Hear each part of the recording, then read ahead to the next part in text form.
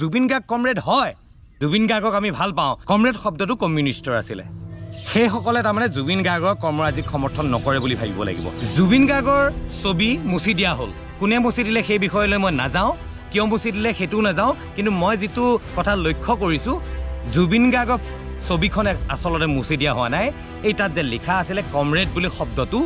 এই কাৰণেহে মুছি দিয়া হৈছে যেন মোৰ লাগিছে কিমান দূৰ সত্য নাজানো আৰু বহুতে এতিয়া ছ'চিয়েল মিডিয়াত এনেকুৱা কৈ আছে জুবিন গাৰ্গক আমি ভাল পাওঁ কিন্তু জুবিন গাৰ্গক কমৰেড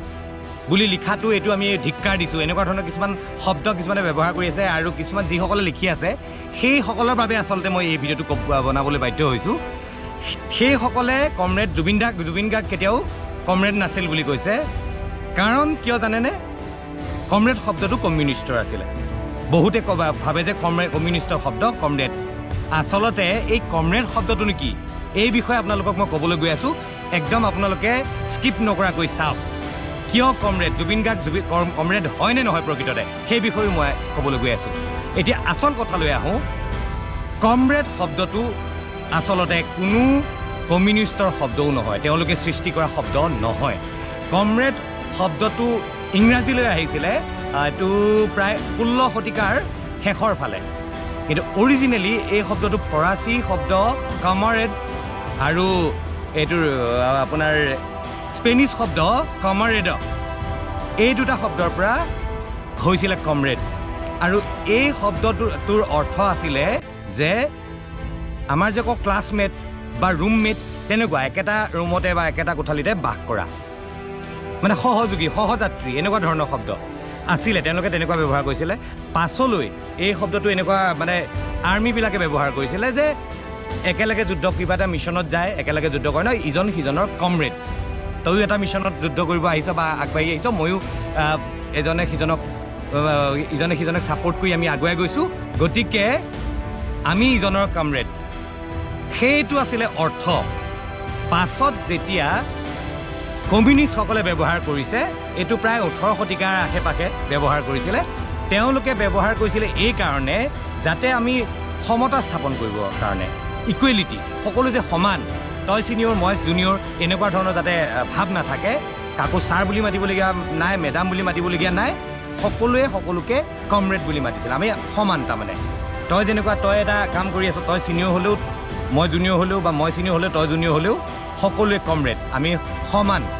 সেইটো বুজাবৰ কাৰণে কমৰেড শব্দটো ব্যৱহাৰ কৰি আছিলে কিন্তু সেইটোৱে প্ৰচলিত হৈ বহুত মানুহে ভাবিবলৈ ল'লে যে যিহেতু কমিউনিষ্টসকলে ব্যৱহাৰ কৰিছিলে বেছিকৈ সেইকাৰণে ভাবি ল'লে যে এইটো কমিউনিষ্টৰ শব্দ